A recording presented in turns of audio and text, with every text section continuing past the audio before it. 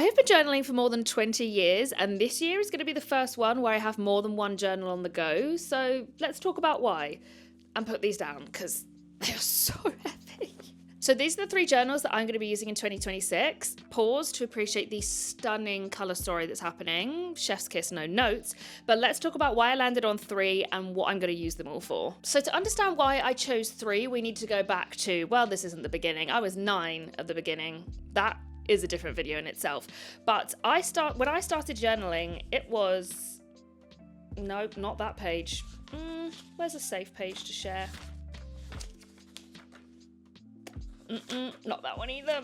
Anyway, as I was saying, a lot of my journals used to look like this. Plain writing, quite serious, and I got bored of this very quickly. 1, my hand was literally hurting, and 2, it's not very creative, it just didn't feel very me. Next, I moved into mostly writing, but a little bit of junk, a little bit of scrapbooking. This is actually when I worked for Paper Chase.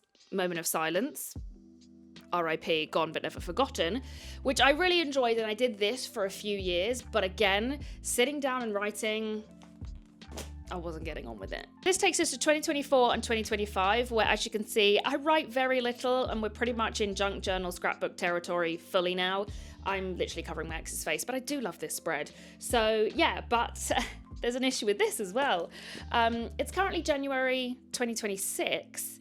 I actually haven't journaled since April 2025.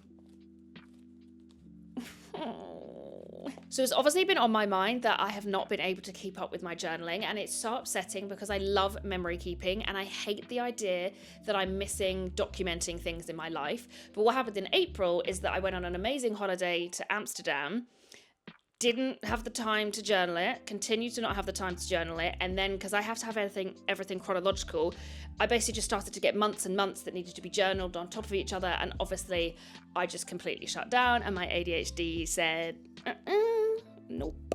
No. So during some of my doom scrolling sessions between Christmas and New Year's, when everyone was talking about ecosystems and I wanted to buy everything, and I thought I was just getting really wrapped up in it and wanted more than one journal, I actually realized that having more than one journal is probably a really good thing for me, and that was solidified when I saw this TikTok. So in this TikTok, she's actually talking about tips for ADHD and reading, but some of it was so relevant, and even not just relevant to people with ADHD, I don't think, but what she talked about in that video is that she actually keeps 3 books on the go, which sounds like daunting, but then you think actually it's not, because what if you're not in the mood for the historic, biography that you've picked? Actually you want some silly fantasy, or actually you want some fluff, but you've stuck to the historic book and it's a slog, but you still want to finish it, but you just never end up doing because you're never in the mood. So she talks about having 3 books on the go so that she can choose, and also mood reads. Whatever mood she's in, she'll just read that book and there's no stress. And I thought that is such a good way of looking at journaling. Do I have the energy to do a massive 2-page scrapbook spread? No, I don't. Work was hellish. No, I don't. Do I have the ability to sit down and write a couple of words in a page? Yes. Or did I do something today, or come across something today, or learn something today that actually I really love, but it kind of doesn't fit into any of the journals, but it is something I want to document? Yes. I actually saw another video on TikTok, and she's talking about choosing the journal that matches your chaos. And again, it all just has solidified to me that this is hopefully going to be a really good system for me, and that no matter what mood I'm in, no matter how much energy I have, I can still document my life stress-free. So that was a lot of yapping. Let's get into the good stuff, what notebooks I've chosen and what they all are. So first up is my commonplace book, which I only learned about a couple of weeks ago, but I actually think I'm probably most excited about this, and I just love the concept. If you don't know what a commonplace book is, let me read the definition for you. A commonplace book is a personal notebook for collecting interesting quotes, ideas, recipes, poems, facts, and observations.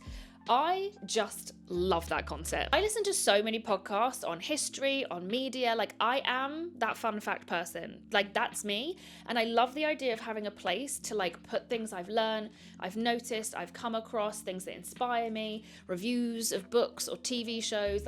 I just love that idea. And these would never fit into the journal that I was working with in 2025, 2024.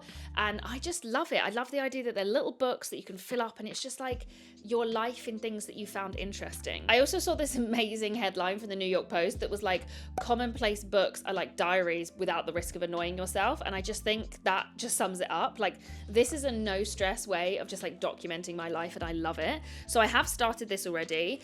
I don't think I'm doing mine quite the way other people's are. Like, if you look into it, which I'll leave some links below to like learn more, but some people have indexes and things. I'm just doing entries, but like these are my first ones. So the first is someone put on a local Facebook page a random bit of trivia about a bridge near where I live, which apparently is actually the oldest bridge in London. So I went, took pictures, and then just wrote a little bit of history on it because I thought it was really interesting. Literally dates back to like 1293. That's wild. So that's the first thing. And then on the other page, I just have a quote. I'm not a quote person, but this is the quote I kind of live by and that I'm like really channeling this year. So I kind of had the quote, and then beneath it is a word that I also really like. So it's the word and the definition. So that's just kind of what I'm doing. And I'm like, if I read a book and I want to review it, it's going in here. That's the kind of thing I'm using this for. And I am just genuinely so excited. So this one is going to be my junk journal. And I have used a sticker that I have been hoarding for I don't know, 5 to 10 years, so that feels good as well. But this is literally just going to look like the other journals that I have been doing for the last few years, more scrapbooky, more junk journaling, that kind of thing. But I've actually gone for one that's like thinner and smaller, because the idea of actually being able to finish a journal, because I'm very much like a year is a year and you get a new notebook. Like, I don't use one notebook for more than 1 year, and the idea that I could actually finish would be fantastic. So for reference, as you can see, she's a lot thinner and a lot smaller, and I'm just really excited to give her a go. I'm just like, I have a really good feeling about this size and splitting everything out and having its own place. I've just realized I haven't been talking about the exact notebooks that these are, but I'll leave links to all of them below so you can just click it and it can be really easy to find. Last but obviously not least, the gorgeous pork-colored journal that everyone seems to have. And this, she's boring and serious. Well, not quite as boring as the last one, but this is just for writing. So this is literally for writing thoughts, feelings, events, anything that I fancy, good or bad, because also that's the thing about the scrapbooking junk journaling, like nothing was bad.